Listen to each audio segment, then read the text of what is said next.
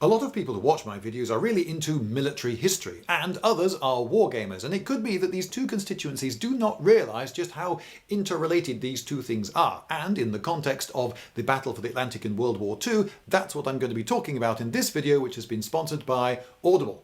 More of that later. Now, wargaming actually has a practical purpose. Oh, it's not just for larks, you know. The warring civilized nations of the world had professional wargamers, and these people would create scenarios of possible future wars and then wargame them out, and so develop plans so that we would be ready for those possible future wars. So you can imagine that when World War II started, the Royal Navy had loads of excellent plans all ready to go because these had been wargamed out in advance. Unfortunately, not really, no, because there was a major failure of imagination on the part of those wargamers. You see, they hadn't imagined that France would just go bleh in a couple of weeks and fall. They had imagined that Germany would be sort of fighting pretty much as it was in World War I, you know, with the great long lines of land battle somewhere across Europe, and the German fleets would have to go out the top of Germany and go all the way around Denmark and just miss Norway, and then they would have to go either south through the English Channel or north across the North Sea and get round Scotland in order to get into the Atlantic. But no, they didn't, because France fell and the Germans then had access to loads of ports all the way down the west side of France that led straight out into the Atlantic, and that changed the situation completely. And so all the various clever plans that they'd come up with were not really all that handy. But it's all right, because we had allies, didn't we, in the Americans. So perhaps the American wargamers would come in and save the day. Well, America had spotted that it was quite likely that it would end up fighting major naval campaigns against the Japanese in the Pacific, and so they wargamed out many scenarios simulating possible future wars with the Japanese there. And of course, they didn't ignore the North Atlantic. Oh no, they knew that, of course, they could be fighting there too. So they fought out many scenarios simulating a possible future war with the British. Yeah, they hadn't wargamed out fighting the Germans and getting convoys across to Britain. They'd imagined that they would be fighting the British. Yeah. Oh well, anyway, so the American wargamers and planners didn't actually come up with anything very useful either. But during the war, a new unit called WATU, that's the Western Approaches Tactical Unit, was formed at the Western Approaches, which was in the Exchange Building in Liverpool, and there's a museum there today. You can go and visit it, and in fact I've made a video all about that, so you can watch the video in case you haven't. Whom should they employ as the commander of this? Well, they found an excellent chap. He was Commander Gilbert Roberts, and here he is. And what made him such an excellent chap? Well, you can see, can't you? I mean, just look at that hair, look at that dapper suit. You can imagine that he was a perfect gentleman. Well, yes, he was also, though, a very experienced naval officer, and crucially, had tuberculosis. Why is that crucial? Well, it meant that he couldn't serve at sea, and yet here he was, this very able officer. They needed to give him a responsible job. So we want you to put together WATU. You reckon you're up to it? Well, he said he was, and you can imagine that such an important thing as the planning of this massive and incredibly important battle in the Atlantic, they would give him the top stuff, but they didn't. It was a rather experimental unit, putting this unit together. He got a few people with some experience, but most of his staff were raw recruit wrens. Yeah, these young women had been recruited largely because they were good at maths, which I think actually is probably a pretty sensible recruitment criterion. I mean, if you are very good at maths, then you're probably reasonably intelligent overall, and you can be taught things like naval navigation reasonably quickly. And this is a wargaming unit. You can imagine, if you know a bit about wargaming, that, you know, generally being someone of a mathematical bent, yeah, that might be the sort of person you'd want. But these women knew nothing about wargaming when they were recruited, and they knew nothing about naval warfare either. Now, here's a photograph of the fledgling unit, and you can see that one of the members was rather unusual in that she had a red circle around her head. That's Jean Laidlaw.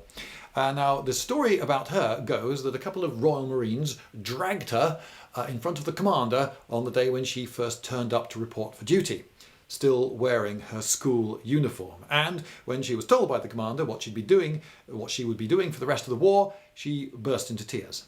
But it ends well, because she pulled herself together, and over the course of the next 2 years, she became one of the most effective military analysts of World War II. Now, they had to come up pretty quickly with a set of wargame rules, and they did. Unfortunately, so far as I can tell, what those rules were exactly have been lost in the mists of time. But we do have quite a number of photographs. Here's a photograph, for instance. You can see that there's a large room. This is the top floor of the Exchange building in Liverpool. And you can see that there's a large floor with chalk marks on it, little markers representing ships. And around that, there's a big screen.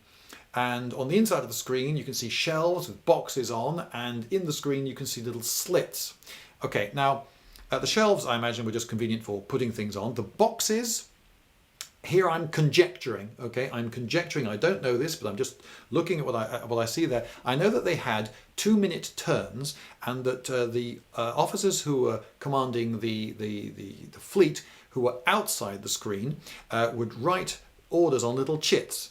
And I'm guessing that they would open the door on their side of the screen and post the chits into that box, and then someone on the inside would open then and take it out. I think that was probably how it done, but you could of course just screw it into a ball and throw it over, but that's not as dignified. Now the slits I do know something very interesting about. So I'd been doing research for this quite some while ago and didn't really understand the slits at all until I found this extra bit of information, and now okay, right. So there are little slits in those screens, and the commanders playing the commanders of the convoy could look through those slits and see the markers on the floor representing their convoy. Little white ships for the escort, and there was a sort of movement tray thing for the convoy itself, a rectangle of cloth with lots of markers representing the ships of the convoy. And as these moved, their paths would be marked on the floor with white chalk. But in front of the slits was some sort of gauze. I don't know exactly what this gauze was, but it had the effect of filtering out the colour brown.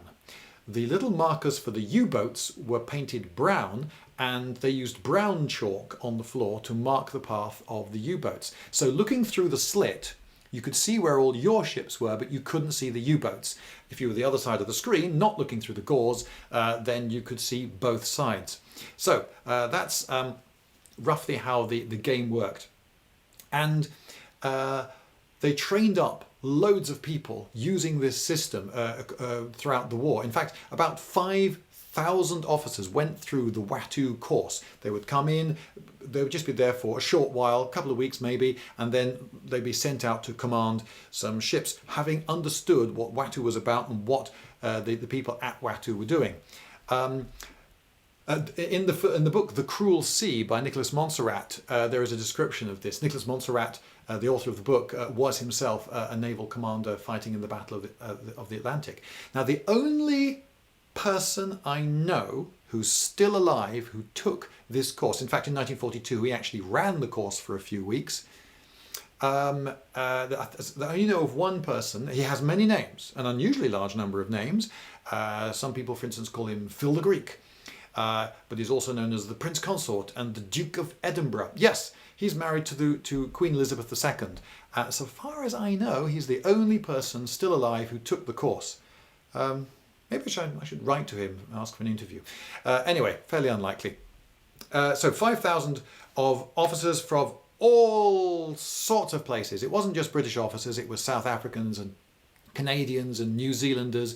It was Poles, it was Free French, it was Norwegians, but not Americans. Not a single American officer ever took the WATU course, because Admiral King, who was running the show in America, who famously hated the British, didn't let them. He wasn't going to cooperate. This stupid WATU, he had no faith in it, it seems.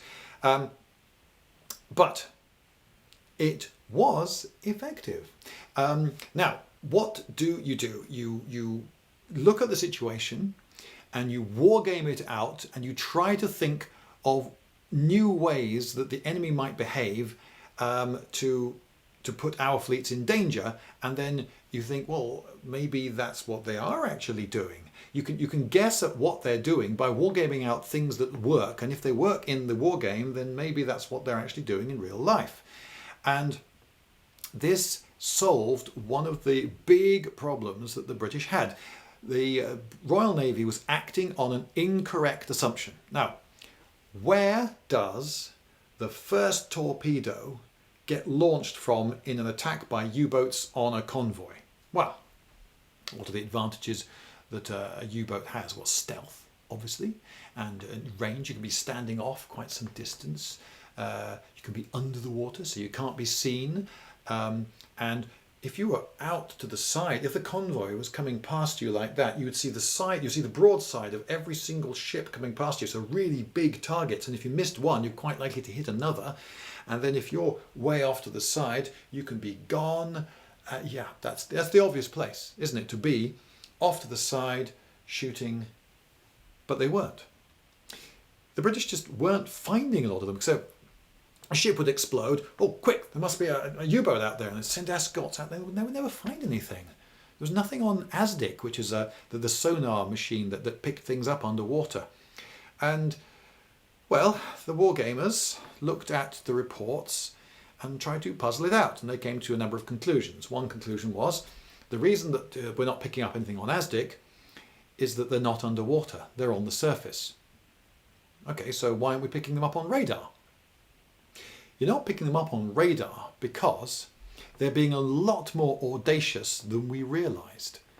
They're actually in the convoy.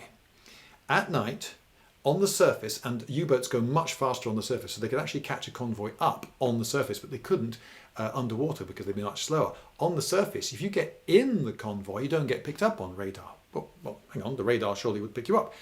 Okay, imagine you're a radar operator looking at a radar image of all the ships in a fleet, 100 ships, let's say, and they're not clear, sharp things. The radar just sweeps round once every now and then, and you get these vague images that are mixed together, and there are waves and so forth, and some ships shield others. And if there were on one pass 100 little blips, and on the next pass 101, would you notice necessarily all these vague shifting shapes? You could hide in the fleet, and that's what the Germans were doing. And they would shoot off some torpedoes, and then they would drop back, reload, and then get in again, repeat. So, if that is what they are doing, and of course the wargamers didn't know that, they were just conjecturing based on what the wargames suggest worked and what information they'd been given from the field.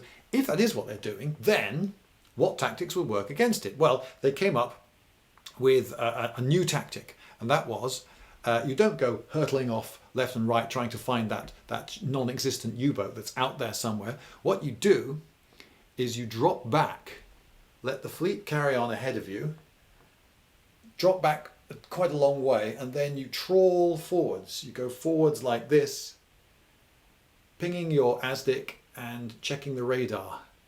And what you should find is the U-boats that have dropped back to reload and then go in again. And you know, they did. It actually worked. And Jean Laidlaw, so the story goes, was asked what should we call this new tactic, because you've got to have a code name for a new tactic. And she said, well, how about to Hitler? And everybody laughed. But there was a problem. There was a problem because there is no Morse code for so they spelt it raspberry. So this became the raspberry tactic, and this started the tradition. Later tactics were called pineapple, strawberry, apricot and peach and so forth.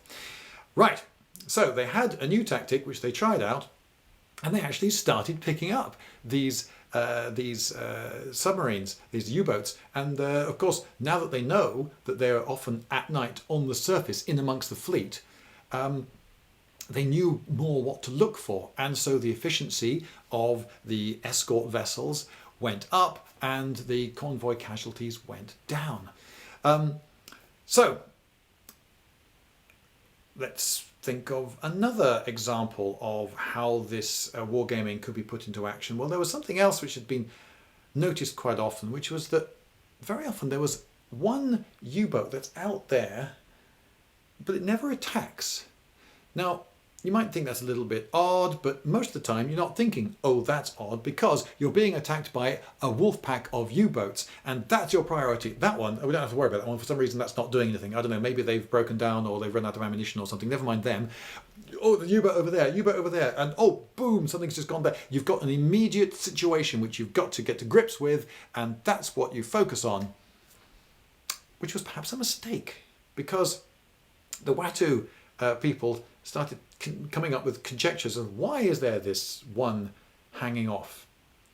And they thought, well, maybe what the Germans do is they get one U-boat, the first U-boat that finds the convoy doesn't make an attack. Much better to assemble a wolf pack. Now the wolf pack might have to come quite some distance, so you don't want to get knocked out before the wolf pack is assembled, so you keep a good safe distance out there, out of the range of anything that the Royal Navy can throw at you, and you, with your dits and your da-da-das, you coordinate the attack. And since you have been shadowing the fleet for longest, you're the one who knows most about the fleet. You've been observing it as it comes past you, and then you've caught it up again and it comes past you, and you've counted the ships and you've looked at the behaviour of the escorts, and you are actually in the best position to coordinate the attack rather than the U-boats that have just shown up. So that seems to be the procedure that the Germans were using. The first person to spot it becomes, if you like, the coordinator, and then the others congregate and actually do the killing. Which means that if you can take out that command one, well, you can do it early enough, they might not actually get much of a wolf pack together, but even if the attack's going on, if you can take out the command one, then what attacks are going on will then suddenly lose their coordination and be much less deadly. Lives will be saved. So maybe our priority should be the one that's actually not attacking us. Okay, so what do you do? Well, a new tactic was devised.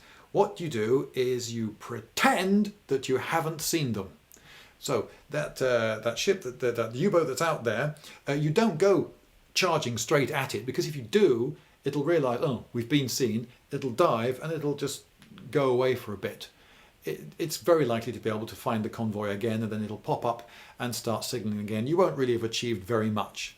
Now, what you actually do is you go off not straight at it, but just near enough to it to worry it, near enough to make them think we better dive now, because if we don't, they will see us.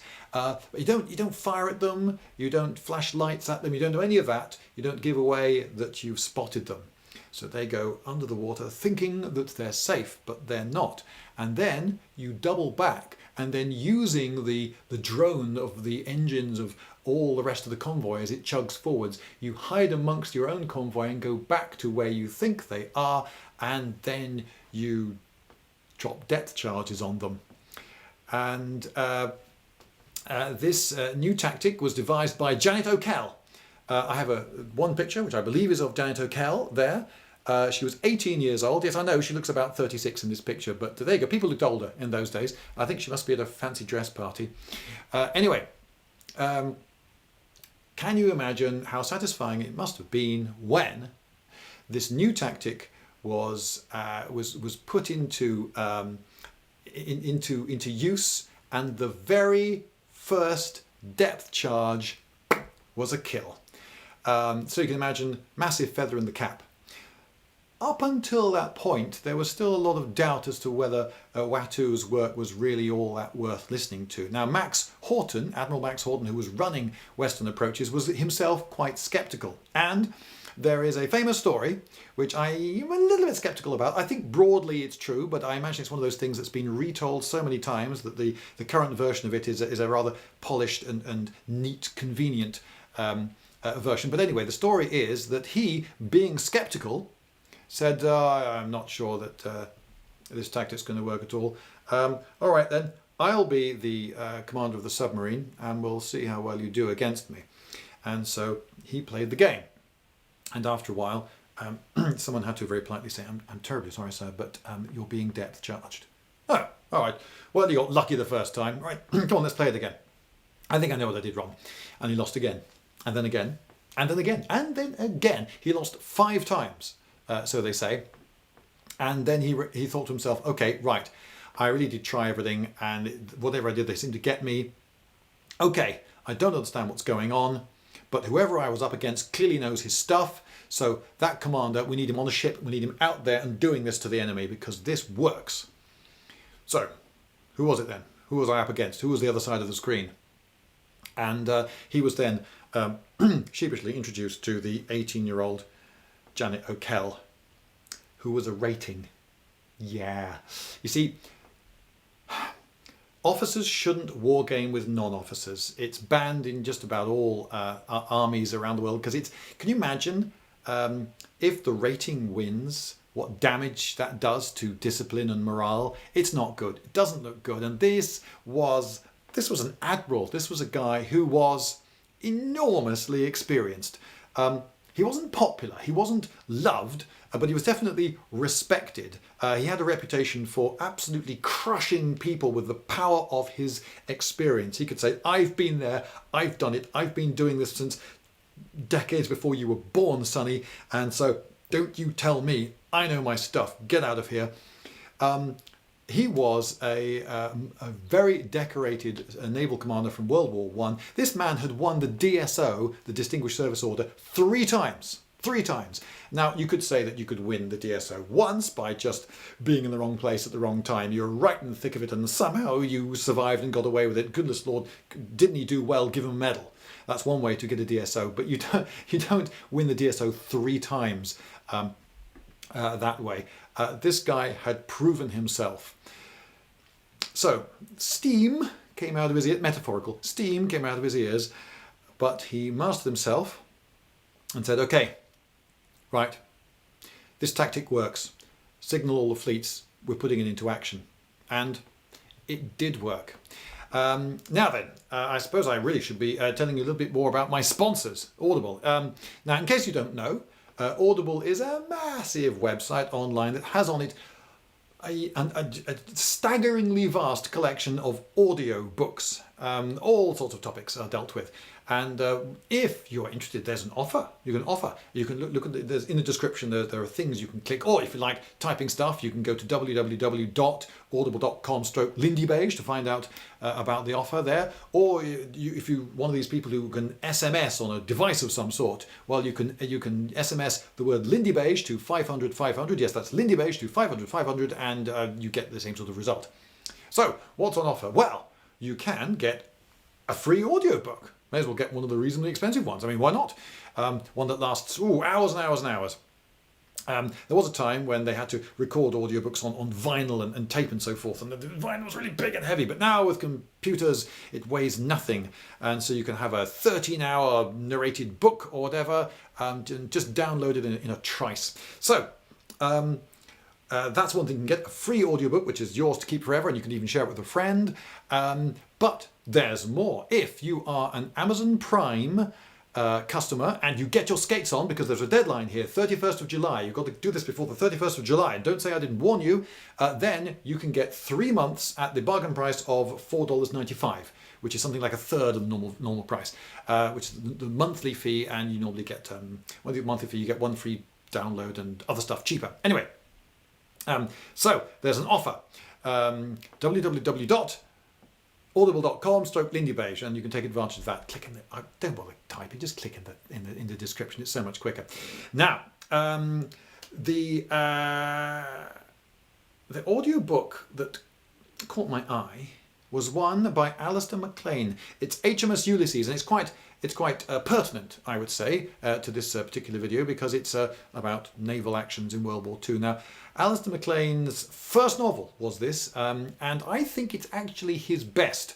And they have lots of other Alistair MacLeans available on Audible, should you like them. And I would say that as a rule of thumb, a general rule of thumb, the colder the climate his books are set in, the better they are. Okay, I'm just giving that as a tip. HMS Ulysses, it's a novel, but it's sort of historical in that what he did is he took lots of actual things that happened to actual ships and put them all in the slightly fictional setting of this particular ship on one of the convoys that went over the top of Norway, taking munitions to Murmansk. I bought my father a copy of this book for Christmas once, and I said, "Oh, have you read it?" And he said, "Oh yeah." I felt physically cold reading that. The descriptions of the cold and the effects of cold, everything getting covered in ice and men dying in all sorts of cold ways. It's chilling to the bone. Don't watch it. Don't read it. Don't listen to it if you want the jolliest of tales. But if you like a grim tale of war, then I could recommend HMS Ulysses. Now, I think we should get back to the main topic of this video, which, if you remember, is wargaming Western approaches against the German U-boat menace. Now, because it had been so successful, they got more and more cooperation. And of course, it also didn't hurt that a number of the wrens working at WATU had now got boyfriends who were sailing out there, and so they had an extra reason for communicating. But now that WATU had proven its worth, its tactics worked, when people were asked to report anything unusual or new, they were quite happy and keen to do so. So, one thing that got reported, for instance, was an escort commander who saw a sub, German U-boat, and it was popping up and it was going down, it was popping up, it was going down, popping up. It was almost as though it was sort of saying, "Woo, I'm here, come and get me." But, you know, he was an escort commander, so he thought, well, it is my job to go and get it. All right, I'll go and get it. So he was charging at it when his stern blew up. Oh, that was unexpected. Think about to report that. Dit-dit-da-da. That went through to WATU. Another report came in from one naval officer who was actually engaged to one of the WATU team. And he said, funny thing happened. One of the ships had been torpedoed. There were loads of men in the water, and my escort vessel went over to pick them up. We'd thrown the nets over. They were scrambling up. We were picking them up. And even though it was quite foggy, we could see there was a U-boat. Is that a U?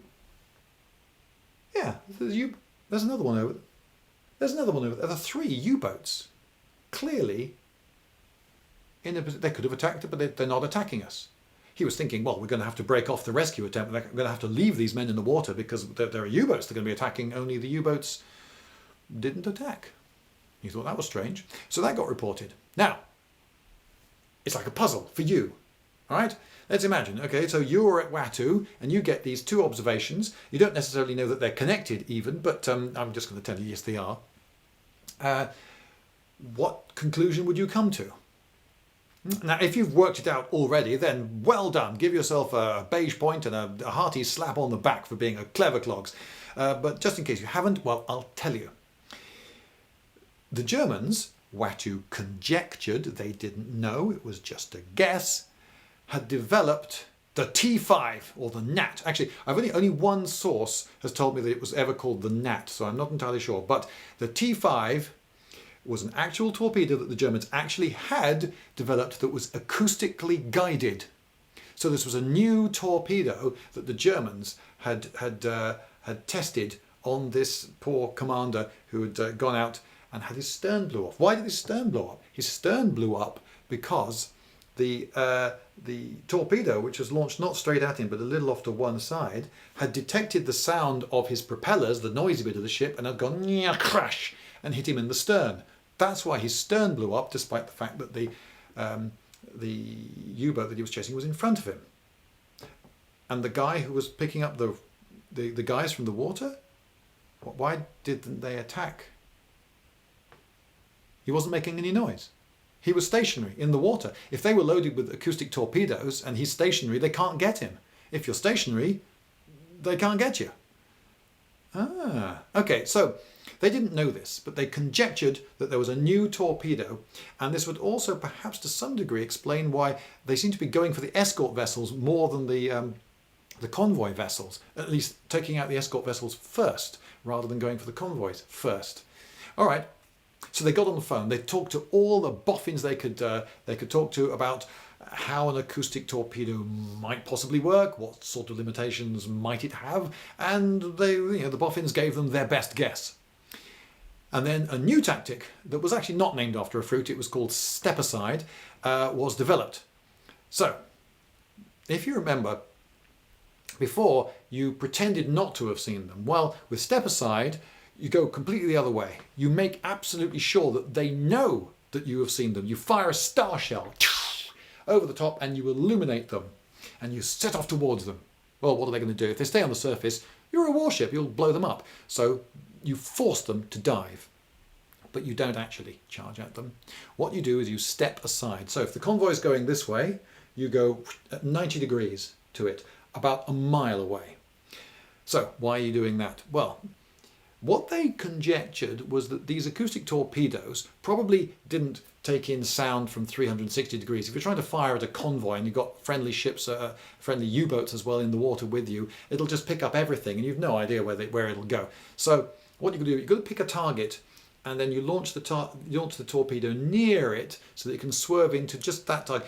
They reckon about 60 degrees will be about optimum. If you have too narrow an angle that it's listening for, then it doesn't really make it much more useful than an ordinary torpedo. And if you make it too wide, then it's more likely to get confused by other signals. So about 60 degrees they reckoned would be the optimum.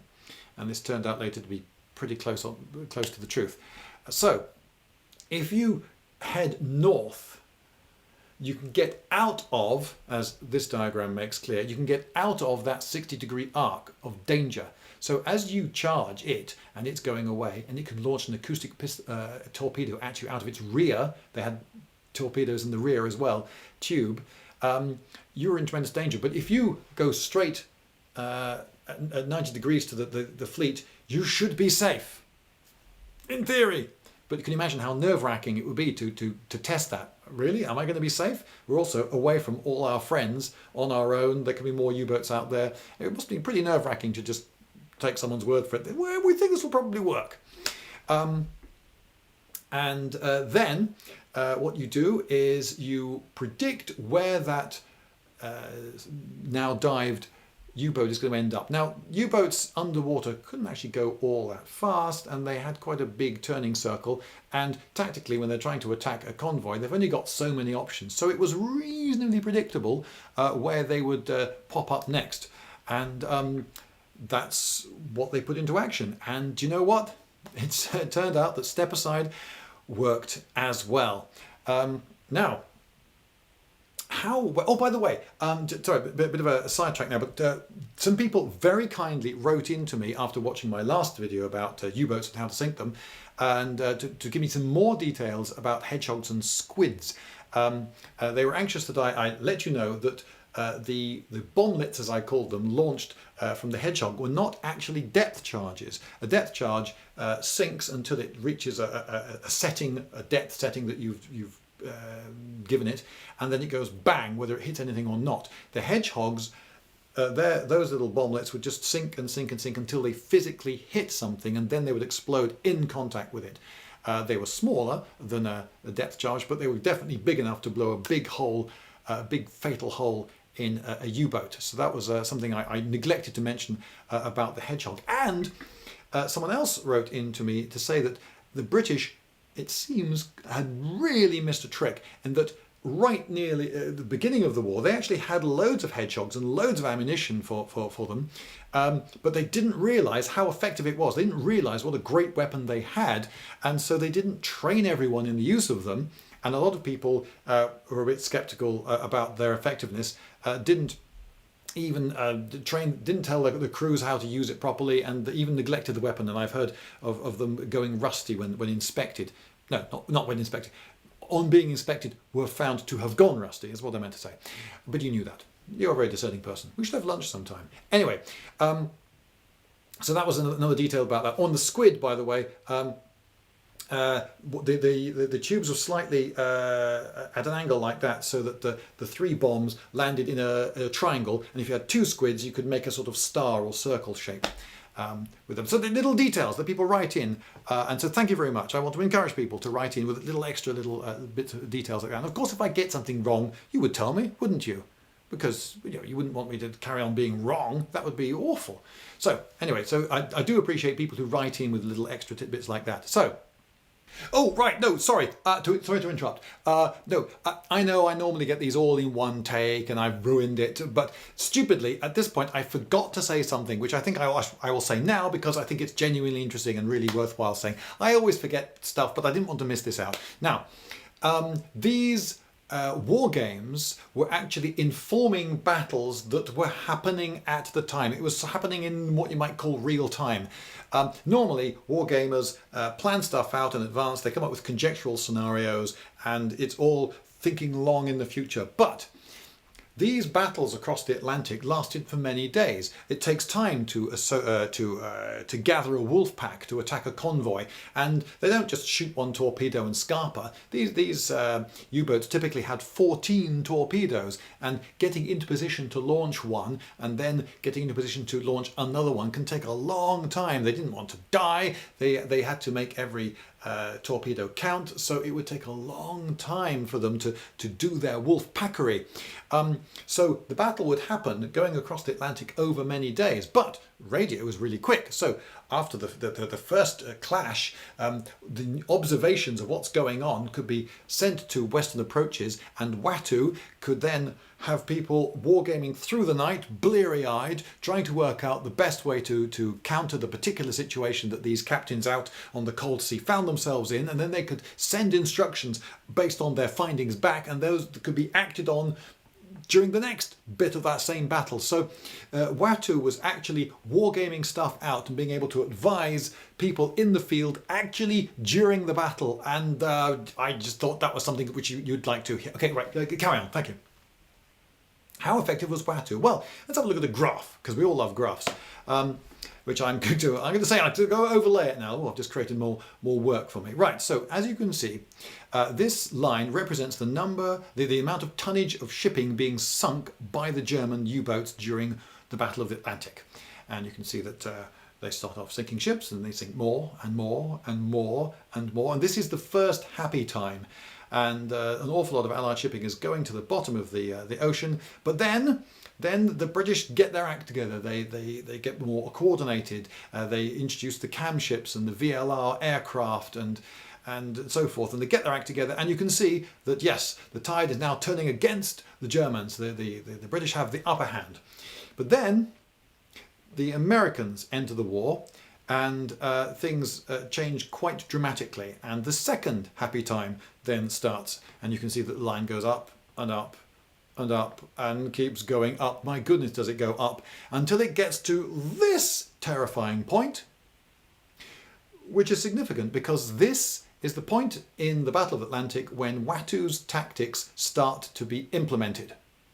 So let's see what happens to the graph now. Whoa, that's a sudden downturn, and a steep downturn, and a downturn that just keeps going down and down and down. Now, on that slope on the way down are other things too. For instance, the introduction of aircraft carriers that were used as escort vessels, and I'm sure they helped a great deal. I'm sure loads of the new tactics and weapons and so forth helped, but WATU's influence appears, I mean, unless it's just a stupendous coincidence, to have really made a huge difference. And though the Germans put more and more U-boats out there, they were never able to turn the line to go upwards again, not at all, and then the war ended.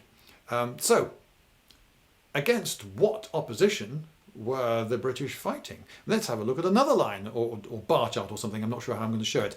And this is the number of U-boats that are actively on patrol in the Antarctic. So you imagine that, you know, at first they had quite a lot, and then after a while, when things are going badly, they obviously don't have. No, it's the other way round. They were building U-boats like crazy, putting more and more of them out there. There are more in the later part of the war than at the start. And yet they're sinking less and less shipping. Oh, but wait until you see how many of them are being sunk. Okay, so now you're seeing the number of U-boats going to the bottom of the sea. And yeah, you see that by the end of the war, the Royal Navy and the RAF were just murdering U-boats. You do not want to be a U-boat crewman. You have a 75% chance of being killed. Don't get in a World War II U-boat. That's my advice to you, time travellers. So the difference was enormous. Now, Did the Duke of Wellington win the Battle of Waterloo? Well, yeah, he did. Yeah, I'm quite sure. Yeah, the Duke of Wellington, he won the Battle of Waterloo. Well, yeah, he did, but he had help. There were several people with him at the time. He didn't do it all on his own. But you could say, couldn't you, that the Duke of Wellington, he won the Battle of Waterloo. Well, in order for the battle for the Atlantic to be won, an awful lot of brave men had to go out over those cold, grey, unforgiving, cruel seas, and they had to engage with the enemy. They had to spend hours upon hours gazing at radar screens, trying to stay alert and pick out that one little clue that's going to make the difference. They had to put out the fires that started on their ships. They had to risk all the dangers, and in Britain all the people had to dig the coal in vast quantities and refine the steel and make aircraft carriers, and then all the aircraft carrier crewmen had to be recruited and trained and take the risk to go out there and actually do the job of defeating the enemy. Yes, all of that is quite definitely and obviously true, but in a similar way to the way you could say that the Duke of Wellington won the Battle of Waterloo, you could say that the battle for the Atlantic was won by a dozen wargamers in a block of flats in Liverpool.